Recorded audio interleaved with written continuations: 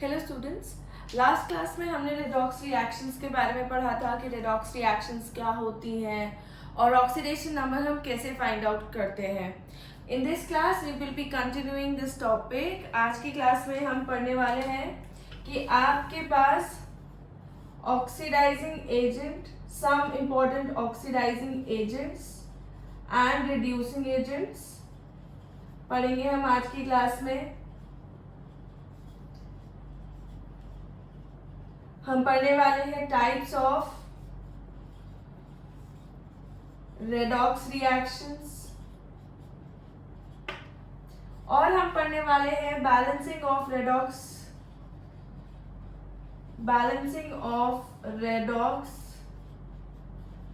Reactions via ion electron method.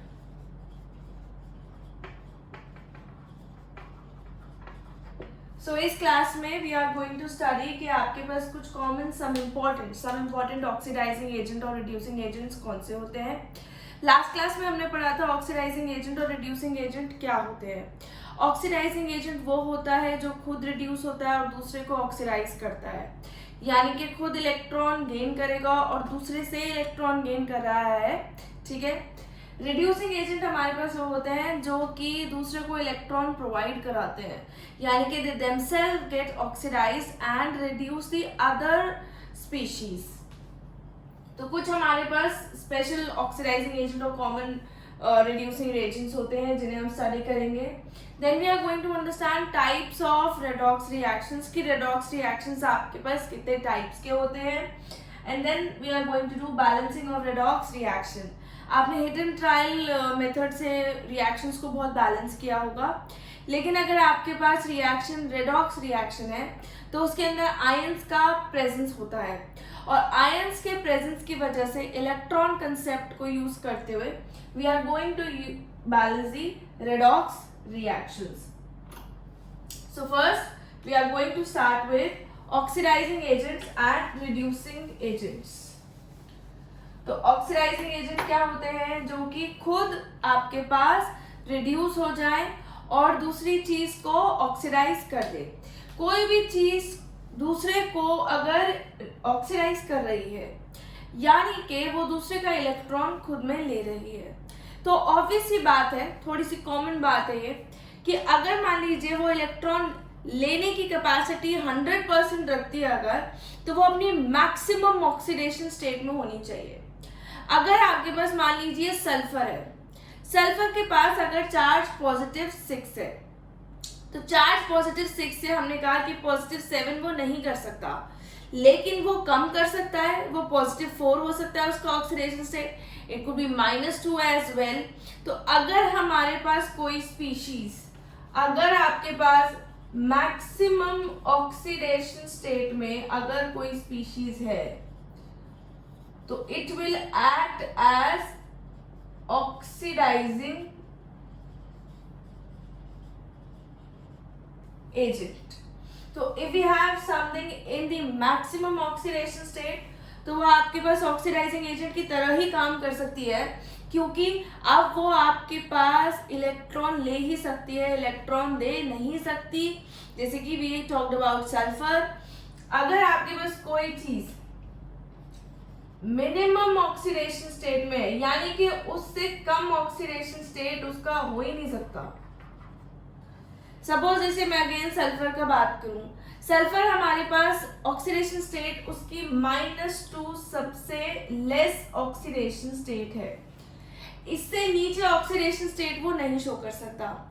यानी कि sulphur आपके पास इस तरीके की ऑक्सीडेशन स्टेट में शो कर सकता है कि -3 है, -4 है, तो वो किस तरह मूव कर सकता है, -2 से वो पॉजिटिव साइड पे जा सकता है। तो जब वो पॉजिटिव साइड पे जा सकता है तो वो हमेशा क्या करेगा, इलेक्ट्रॉन लूज, और इलेक्ट्रॉन लूज करेगा तो कैसा एक्ट करेगा, रिड्यूसिंग एजेंट जैसा। तो कोई चीज अगर हमारे पास मिनिमम ऑक्सीडेशन स्टेट में होती है तो it act as reducing agent. ठीक है। तो कोई चीज अगर हमारे पास मैक्सिमम ऑक्सीडेशन स्टेट में हो रही है, it will act as oxidising agent. If we have any species in minimum oxidation state, it will act as reducing agent. But अगर आपके पास इन बिटवीन है, यानी कि अगर आपके पास इंटरमीडिएट ऑक्सीडेशन स्टेट है, यानी कि ना तो ज्यादा हायर ना ही ज्यादा लो, तो therefore can act as both oxidizing agent और रिड्यूसिंग एजेंट। तो अगर कोई चीज हमारे पास उसके इंटरमीडिएट ऑक्सीडेशन स्टेट में, मान लीजिए मैं सल्फर की बात करती अगेन, अगर मैं कहूं कि सल्फर मेरे पास +4 ऑक्सीडेशन स्टेट में है, अगर ये +4 ऑक्सीडेशन स्टेट में है तो ये इलेक्ट्रॉन लूज भी कर सकता है, ये आपके पास इलेक्ट्रॉन गेन भी कर सकता है, तो it can act as both oxidizing agent and reducing agent, कुछ भी चीज की तरह वो एक्ट कर सकता है। This is very much important. Please remember this. If something is in the maximum oxidation state, it will act as an oxidizing agent. अगर minimum oxidation state में है तो वो reducing agent की तरह काम करेगी, और अगर intermediate में है तो intermediate में it can act as both oxidizing agent या फिर reducing agent. Now we are going to study some important oxidizing and reducing agent हम पढ़ने वाले हैं। Let's start with oxidizing agent. तो कुछ हमारे पास इंपॉर्टेंट ऑक्सीडाइजिंग एजेंट्स हम पढ़ने वाले हैं इस क्लास में। The first we are going to understand is potassium permanganate. It is potassium permanganate, और पोटेशियम परमैंगनेट में अगर हम मैंगनेट का ऑक्सीडेशन स्टेट निकालें तो आपके पास ये +7 ऑक्सीडेशन स्टेट का आएगा। +7 मैंगनीज का सबसे मैक्सिमम ऑक्सीडेशन स्टेट होता है, तो maximum oxidation state of Mn is +7। तो अगर ये +7 में ही है तो ये हमारे पास कैसा एक्ट करेगा, ऑक्सीडाइजिंग एजेंट की तरह। Maximum oxidation state, it will act as oxidising agent. तो दिस KMnO4 में Mn हमारे पास ऑक्सीडाइजिंग एजेंट की तरह काम करने वाला है। तो ये हमारे पास किस किस तरीके का रिएक्शन देगा, किस किस तरीके का मतलब प्रोडक्ट फॉर्म करेगा, कितने इलेक्ट्रॉन ये लूज करेगा पर मॉलिक्यूल, ये हमारे पास डिपेंड करता है, सॉरी कितने इलेक्ट्रॉन्स ये गेन करेगा। It will gain electron because it is oxidizing agent. तो कितने इलेक्ट्रॉन्स ये गेन करेगा पर मॉलिक्यूल, ये हमारे पास डिपेंड करेगा कि हम KMnO4 की रिएक्शन किस मीडियम में करा रहे हैं। These reactions, these redox reactions are also medium dependent, कि आपके पास प्रोडक्ट में क्या चीज बनने वाली है, ये आपके पास मीडियम डिपेंडेंट चीजें होती हैं। कभी आपने रिएक्शन में किसी में देखा हो तो हम अल्कलाइन KMnO4 करके यूज करते हैं या एसिडिफाइड K2CR2O7 यूज करते हैं। वो वर्ड जो हम एसिडिफाइड और अल्कलाइन लगाते हैं, they basically represent the medium. तो उसमें हमें पता चलता है कि आगे प्रोडक्ट में हमारे पास क्या बनने वाला है, इन चीजों का, इन ऑक्सीडाइजिंग एजेंट का कन्वर्जन किस चीज में होने वाला है। तो KMnO4 कितने इलेक्ट्रॉन गेन करेगा पर मॉलिक्यूल, वो डिपेंड करेगा हमारे पास कि मीडियम आपके पास बेसिक है, एसिडिक है या न्यूट्रल है, क्योंकि ये तीनों मीडियम में अलग अलग नंबर ऑफ इलेक्ट्रॉन्स का ट्रांसफर शो करता है।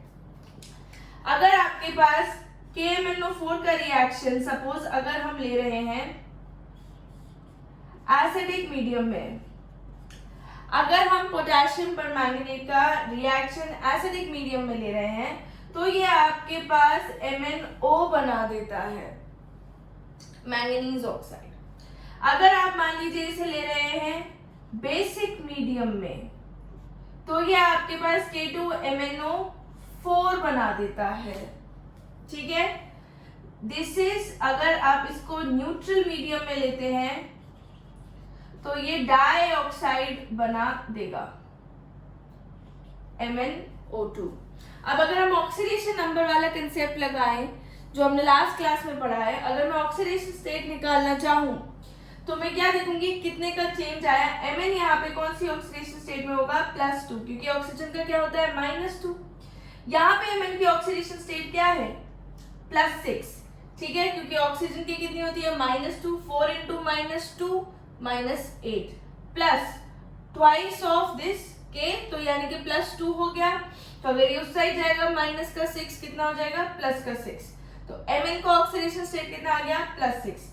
MnO2 में अगर हम देखें तो हमारे पास ऑक्सीडेशन स्टेट Mn का आएगा +4। ठीक है, तो अगर मैं इलेक्ट्रॉन के हिसाब से चेंज देखना चाहूं तो एक Mn ने यहां पे कितने इलेक्ट्रॉन गेन करे हैं 5। ठीक है, अगर वो बेसिक मीडियम में हो रहा है तो Mn ने कितने इलेक्ट्रॉन गेन किए हैं 1। अगर ये आपके पास न्यूट्रल मीडियम में रिएक्शन हो रही है तो कितने इलेक्ट्रॉन गेन करे हैं इसने 3। ठीक है, this is for acidic, basic and neutral. 5 1 3 आप इसे याद कर सकते हैं। अगर आप कोई ये टर्म बनाना चाहते हैं, ये ऐसे ABN बना हुआ है, आप ना बनाना चाहें आप कह दें बैन और फिर उसको 1 5 3 से याद कर ले। You can learn it this way कि कौन से मीडियम में आपके पास KMnO4 कितने इलेक्ट्रॉन का चेंज शो कर रहा है। नेक्स्ट जो हम ऑक्सीडाइजिंग एजेंट पढ़ने वाले हैं that is K2Cr2O7. This is potassium dichromate. So this is potassium dichromate. इसमें ऑक्सीडेशन स्टेट अगर हम क्रोमियम का निकालेंगे आपके पास आएगा +6। अगर +6 देख रहे हैं हम तो इसका मतलब है कि पोटेशियम डाइक्रोमेट में क्रोमियम आपके पास मैक्सिमम ऑक्सीडेशन स्टेट में है, और क्योंकि ये मैक्सिमम ऑक्सीडेशन स्टेट में है तो ये कैसा एक्ट करेगा ऑक्सीडाइजिंग एजेंट जैसा, इट विल गेन इलेक्ट्रॉन्स। तो जब हम इसकी रिएक्शन कहीं अगर आपने पढ़ा हो एसिडिफाइड पोटेशियम डाइक्रोमेट, तो अगर आप इसकी reaction if you are doing it in acidic medium, तो एसिडिक मीडियम में ये आपके पास Cr3 पॉजिटिव आयंस बनाता है। यहाँ पे इसका ऑक्सीडेशन स्टेट कितना है +6, यहाँ पे इसका ऑक्सीडेशन स्टेट कितना है +3। अब ये आपके पास कुछ भी हो सकता है, ये Cr3 पॉजिटिव आपके पास अलग अलग कंपाउंड्स में बन सकता है। लाइक मान लीजिए आपके पास एक क्रोमियम नाइट्रेट बन जा रहा है, या मैं कह दूं क्रोमियम सल्फेट बन जा रहा है, या हम कह दें क्रोमियम क्लोराइड बन जा रहा है। ऐसे करके chromium 3 positive ions containing compounds आपके पास बन सकते हैं। तो अगर हम देखें यहाँ पे 2 क्रोमियम थे, दोनों क्रोमियम का +6 था। ठीक है, ऐसा नहीं कि +6 आपके पास 2 में डिवाइडेड है, क्योंकि अगर आप इसे निकालेंगे तो it will be twice of +1 plus twice into Cr plus 7 into -2 is equal to 0। तो क्रोमियम इटसेल्फ का ऑक्सीडेशन स्टेट आएगा +6, 2 का हो गया तो +12। तो ये हमारे पास ऑक्सीडेशन स्टेट इसका +6 आ रहा है। ये जो हमारे पास रिएक्शन हो रहा है एसिडिक मीडियम में, इसमें आपके पास क्रोमियम पॉजिटिव से पॉजिटिव 3 में जा रहा है। तो द नंबर ऑफ इलेक्ट्रॉन्स पर मॉलिक्यूल अगर हम देखें तो 6 का ट्रांसफर होगा। एक आपके पास क्रोमियम 3 इलेक्ट्रॉन गेन कर रहा है, तो 2 जो आपके पास क्रोमियम है, दोनों क्रोमियम कितने करेंगे टोटल 6 इलेक्ट्रॉन का गेन होगा इसके अंदर। That is not the point right now, ये हम थोड़ा सा आगे वाली चीजों में पढ़ेंगे। तो अगर मेरे पास ये रिएक्शन एसिडिक मीडियम में if I have like potassium dichromate reacting with any species, it will act as oxidising agent. अगर हम बेसिक मीडियम की बात करें तो बेसिक मीडियम में पोटेशियम डाइक्रोमेट के अंदर कोई चेंज नहीं आता, कोई रेडॉक्स रिएक्शन नहीं चलती। दैट इज वाई ये आपके पास potassium dichromate will not act as an oxidising agent in basic medium. Next we are going to study about the H2O2। अगर हम हाइड्रोजन पेरोक्साइड की बात करें तो आपके पास हाइड्रोजन पेरोक्साइड जो है ये अगर आपके पास कन्वर्ट कर जाएगा, if it will be getting converted into, यहाँ पे आपके पास स्टेट क्या है -1, अगर ये आपके पास H2O में जा रहा है, see this is an intermediate state of oxygen. Oxygen 0 में भी रह सकता है, -2 में भी रह सकता है, तो -1 में है तो उसका इंटरमीडिएट ऑक्सीडेशन स्टेट है। तो ये हमारे पास ऑक्सीडाइजिंग एजेंट या रिड्यूसिंग एजेंट दोनों की तरह काम कर सकता है। तो ये आपके पास -1 से किस में जा रहा है -2 में, तो it will act as oxidising agent. Fourth हम पढ़ रहे हैं fourth we are going to study is the nitrate ion. Nitrate ion के अंदर नाइट्रोजन का ऑक्सीडेशन स्टेट होता है आपके पास +5। This is the maximum oxidation state of nitrogen. तो ये आपके पास बहुत सारी अलग अलग स्पीशीज के अंदर टूट सकता है। It can give a number of products, जैसे आपके पास मान लीजिए if it makes NH4 positive, it can make N2O, it can make NO, it can make NO2।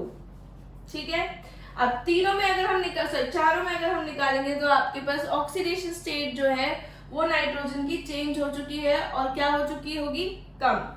यहाँ पे आएगी -3, यहाँ पे आएगा आपके पास +1, यहाँ पे +2, यहाँ पे नाइट्रोजन का +4। तो अगर हम देखें इससे ऑक्सीडेशन स्टेट कम हुई है and we are getting different types of product. तो ये चीजें हमको थोड़ा देखनी होंगी। कुछ चीजों के लिए स्पेसिफिक है कि कौन सी चीज आपके पास कौन से मीडियम में क्या करती है।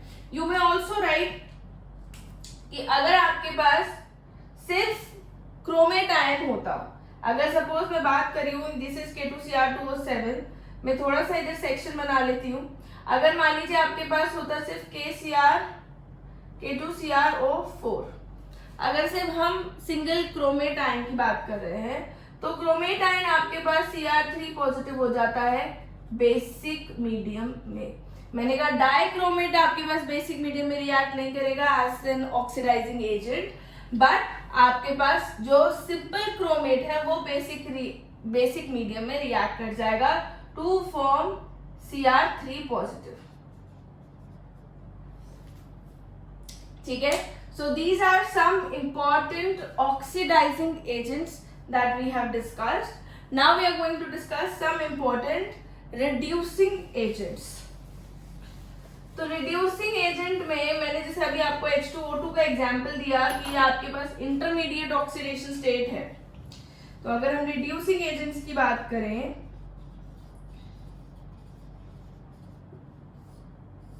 जैसे हमने पहला जो उसमें हमने एग्जाम्पल देखा था हाइड्रोजन पेरोक्साइड का। हाइड्रोजन पेरोक्साइड क्या होता है, H2O2। मैंने कहा ये अपने इंटरमीडिएट ऑक्सीडेशन स्टेट में है, तो ये आपके पास ऑक्सीडाइजिंग एजेंट की तरह भी काम कर सकता है। It can act as a reducing agent as well. ये ऑक्सीडाइजिंग एजेंट एक्ट करेगा तो इट विल गेन इलेक्ट्रॉन्स। तो क्या बन रहा था, H2O। H2O में आपके पास ऑक्सीजन का ऑक्सीडेशन स्टेट कितना था, -2। जब ये रिड्यूसिंग एजेंट की तरह काम करेगा तो क्या बन जाएगा, O2। यहाँ पे -1 ऑक्सीडेशन स्टेट है, यहाँ पे ऑक्सीडेशन स्टेट कितना हो जाएगा, O2 में होगा 0।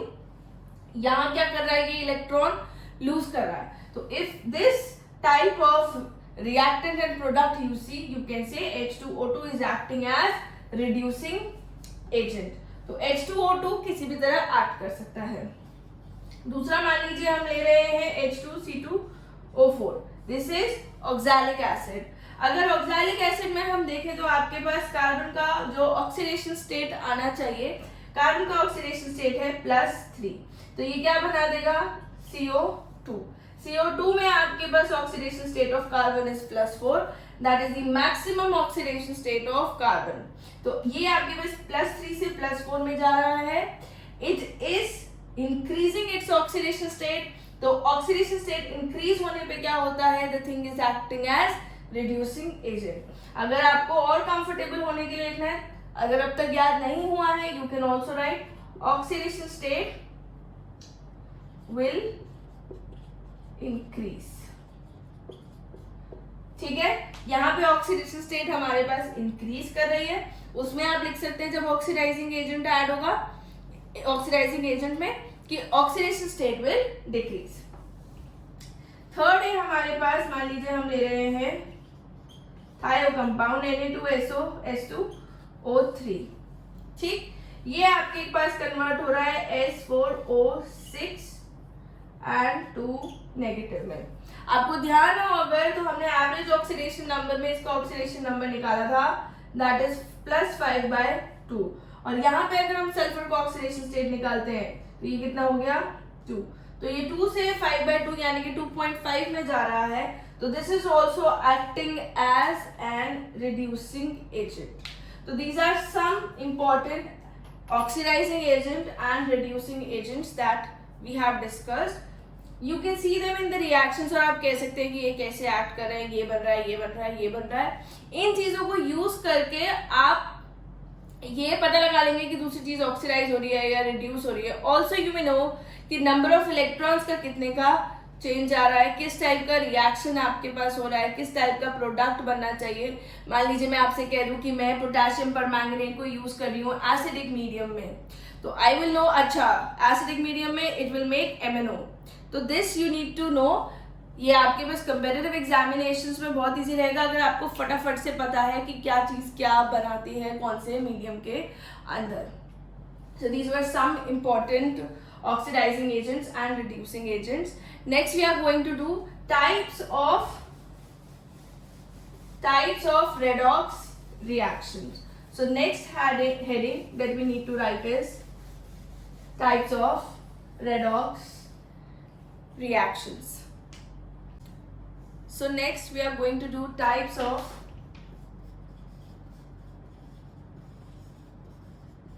redox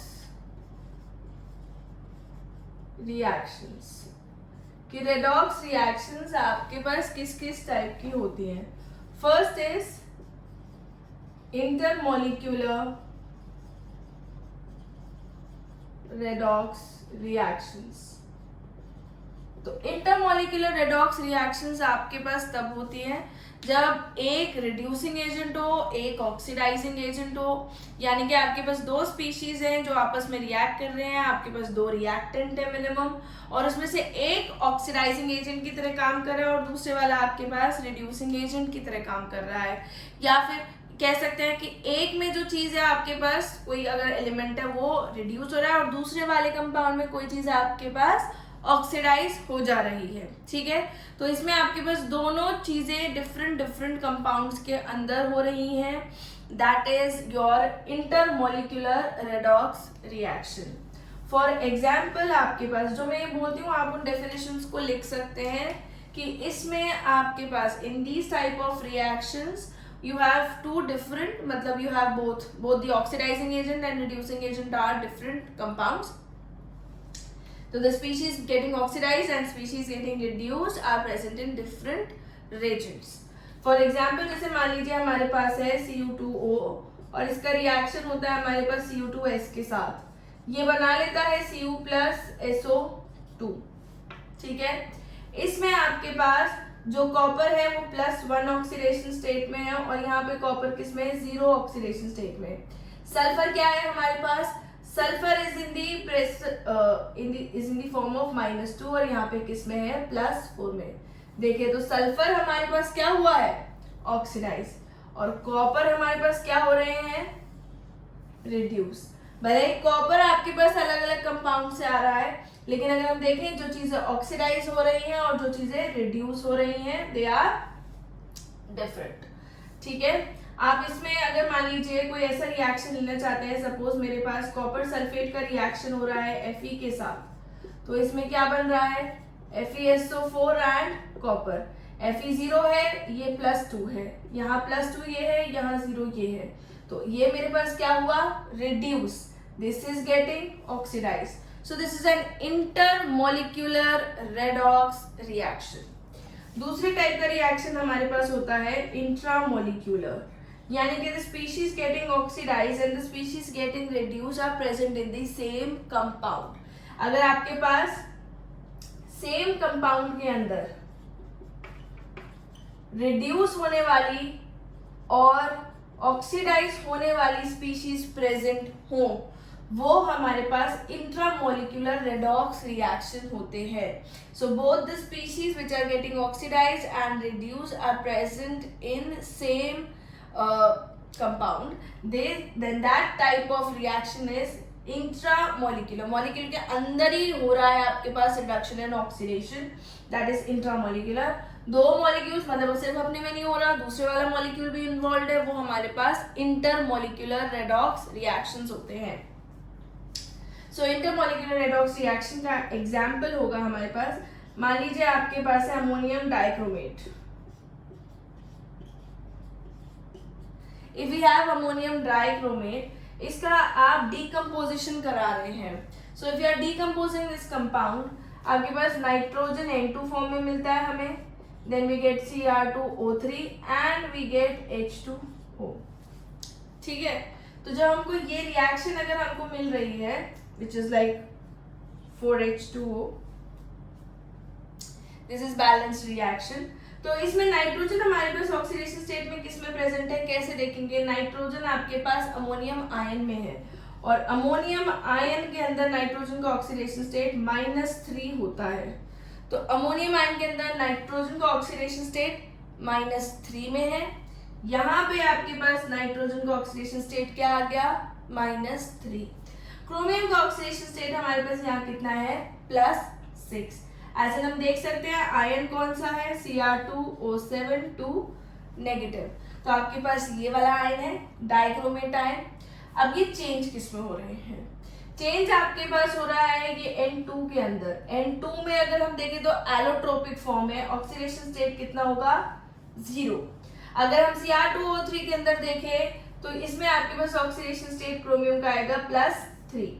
तो मैं अगर देखना चाहूँ सेम कंपाउंड में मेरे पास दो चीजें ऐसी प्रेजेंट थी जिसमें से एक का रिडक्शन हो रहा है और दूसरे का ऑक्सीडेशन हो रहा है। So this type of reaction is intramolecular redox reaction.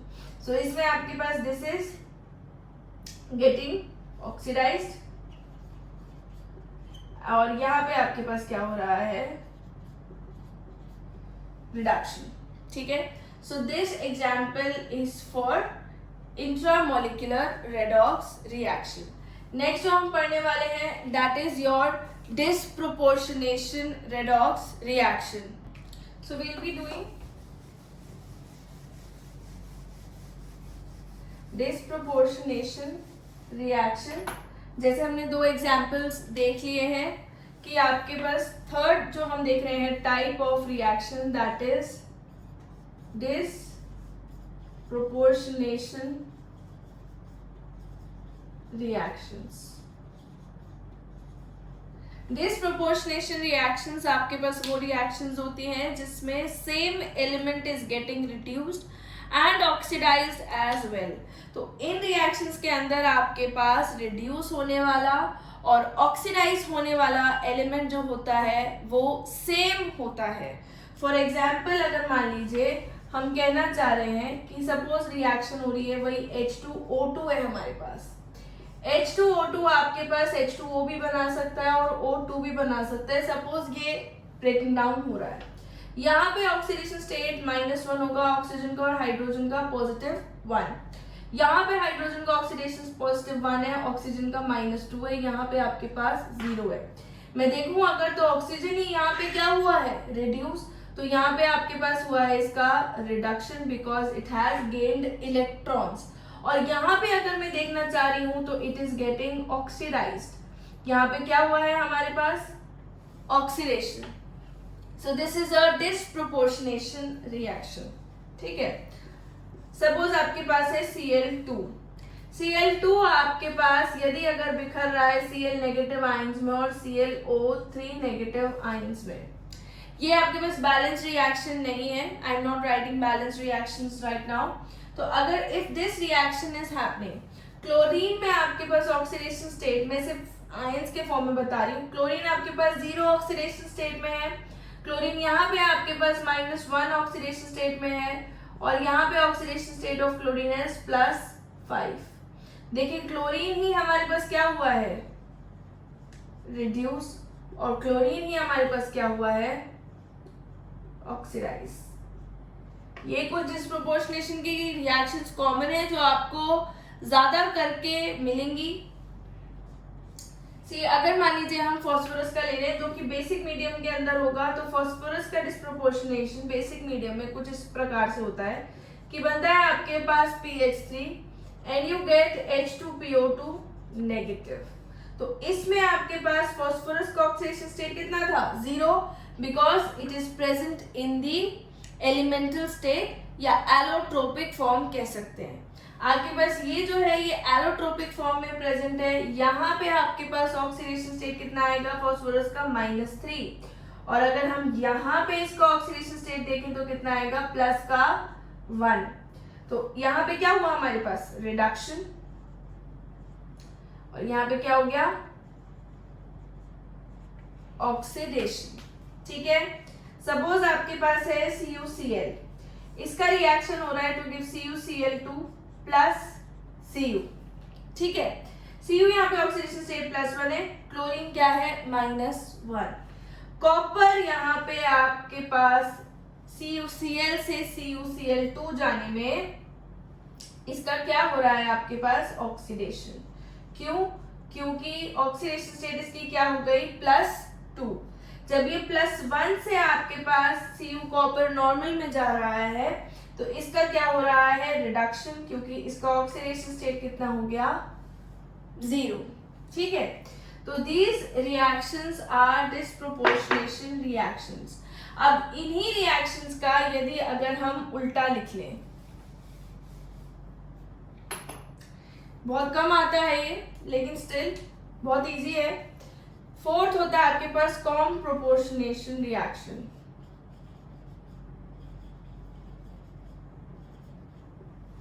इसमें आपके पास डिस्प्रोपोर्शनेशन का बिल्कुल उल्टा हो जाएगा। In these reaction same element from different substances या different sources gets changed into a common product having same oxidation state। ठीक है, तो इसमें एग्जाम्पल मान लीजिए मैं ये कह दूं कि Cl नेगेटिव और ClO3 नेगेटिव मिलकर के क्या बना रहे हैं, Cl2। ये क्या हो रहा है हमारे पास, ऑक्सीडाइज, क्योंकि इसमें -1 ऑक्सीडेशन स्टेट है, इसमें कितना ऑक्सीडेशन स्टेट है, 0। यहाँ पे आपके पास जो क्लोरीन है जो कि +5 ऑक्सीडेशन स्टेट में है, ये यहां से यहां जाते में क्या हो रहा है आपके पास, रिड्यूस, क्योंकि इसने इलेक्ट्रॉन गेन करे हैं। तो this reaction is comproportionation reaction. These are just reverse of disproportionation reactions. इसमें आपके पास डिफरेंट सोर्सेस से एलिमेंट सेम जो होता है वो आएगा फाइनली एक ही ऑक्सीडेशन स्टेट के अंदर। So this is common proportionation reaction. No need to discuss it further. Next we are going to do balancing of redox reactions. तो अगला जो हम करने वाले हैं that is balancing of redox reactions. अच्छा, इसे हिट एंड ट्रायल मेथड से क्यों नहीं करेंगे?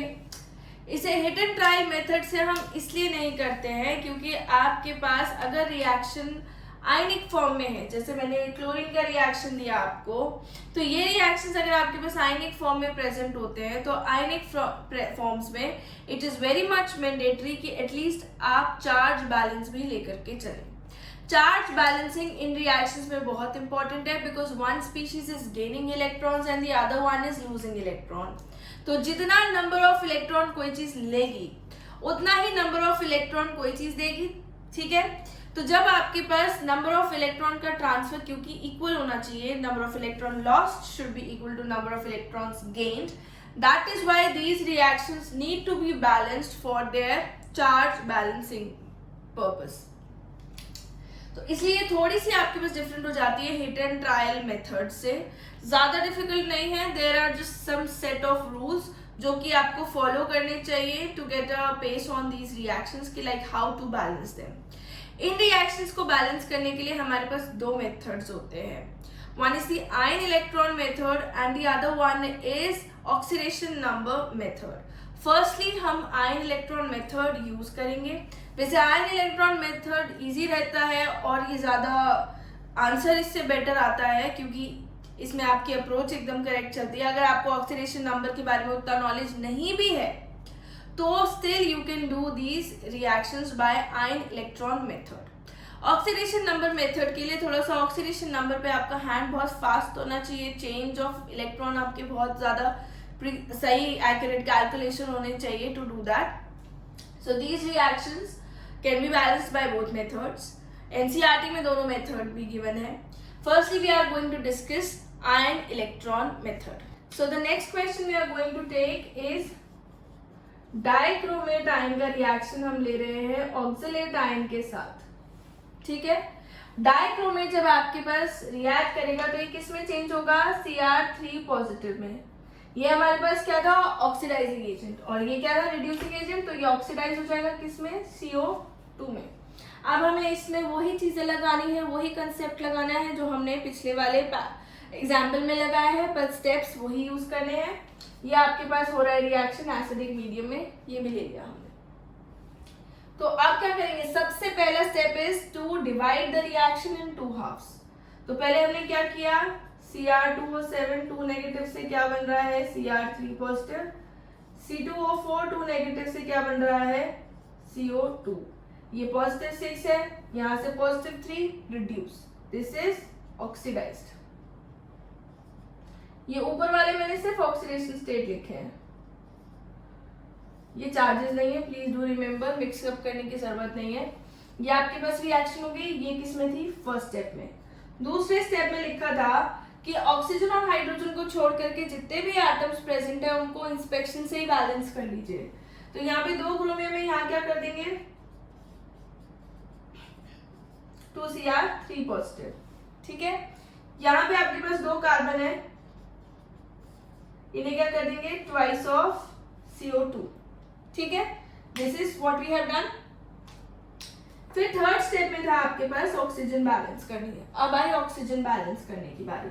ऑक्सीजन यहाँ पे कितनी है, 7, तो हम क्या करेंगे, यहाँ पे 7H2O ऐड कर देंगे, Cr2O7 2 negative gives 2 ice of Cr3 positive plus 7H2O, ठीक है। यहाँ पे ऑक्सीजन कितने, 4, और यहाँ पे ऑक्सीजन कितने, 4, तो ये ऑलरेडी बैलेंस्ड है, आपको बैलेंस करने की जरूरत नहीं है इसमें, leave it as it is. C2O4 2 negative gives twice of CO2, ठीक है।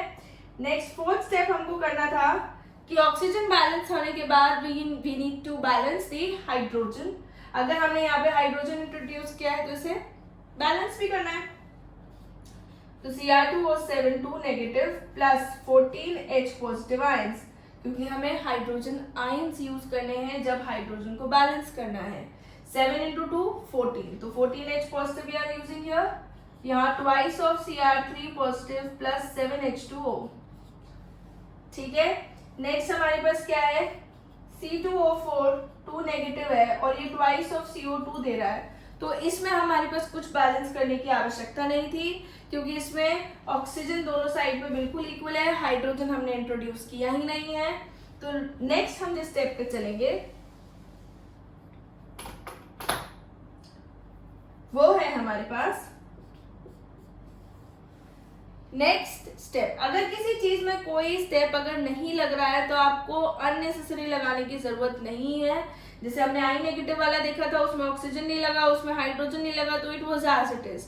जरूरी है नहीं है कि आपके पास दोनों में से किसी एक में लगेगा, हो सकता है दोनों रिएक्शन ऐसी हो रही हो जिसमें सिर्फ इलेक्ट्रॉन बैलेंसिंग से ही काम चल जाए, जिसमें हाइड्रोजन भी ना हो, जिसमें ऑक्सीजन भी ना हो। आपको सिर्फ ये देखना है कि कौन सा स्टेप मेरे पास नेसेसरी है, कौन सा स्टेप की जरूरत है, सिर्फ वही स्टेप लगाना है। हर बार आपको सारे स्टेप्स नहीं लगाने की जरूरत। तो यहाँ पे C2O4, अब हमने नेक्स्ट क्या करना है, चार्ज बैलेंस। चार्ज देखें, -2 प्लस 14 कितना हुआ, प्लस का 12, तो this side has plus 12 charge. इस तरफ देखें तो ट्वाइस ऑफ 3 पॉजिटिव कितना हुआ, +6, और इस पे 0, तो प्लस का 6 चार्ज। कितना डिफरेंस है, 6 का, तो हम क्या कर देंगे, 6 इलेक्ट्रॉन्स हम इसके अंदर ऐड कर देंगे।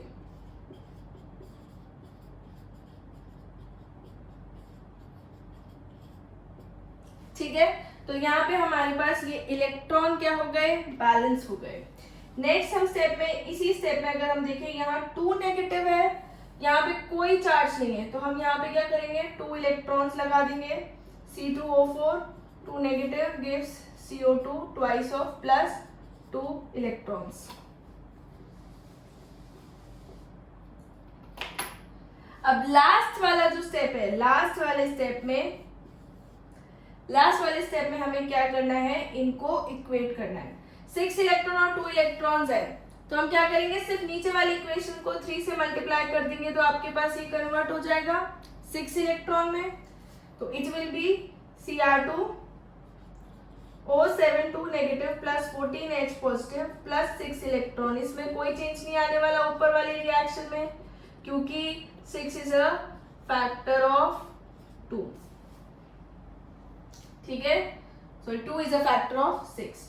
तो आपके पास में ये हो जाएगा C2O4 2 negative thrice of 6 CO2 plus 6 electron.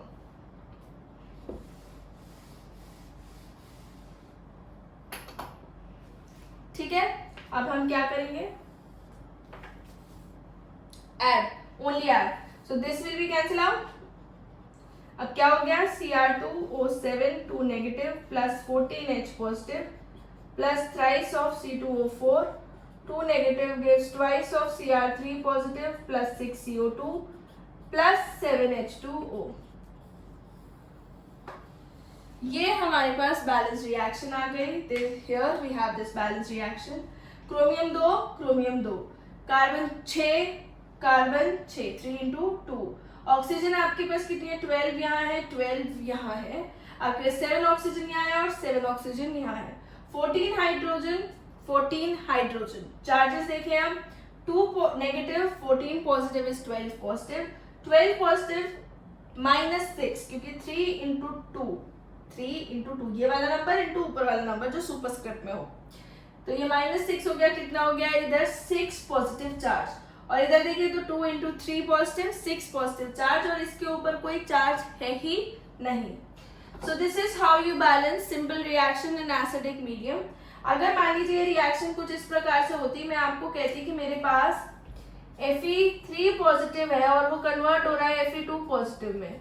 यदि अगर ऐसा रिएक्शन हो तो मुझे कुछ भी लगाने की जरूरत नहीं है, बस हम क्या करेंगे, यहाँ पे एक इलेक्ट्रॉन लगा देंगे और ये भी मत लगाएं। ठीक है, तो अगर बहुत सिंपल रिएक्शन हो जा रहा है तो आपको इतने सारे स्टेप्स यूज करने की जरूरत नहीं है। You need to use the mandatory steps कि जो से आपके पास लगेंगे, जो से नहीं लगेंगे। नेक्स्ट क्लास में हम थोड़ा सा और इसी टॉपिक के क्वेश्चंस करेंगे and we will be learning about the oxidation number method.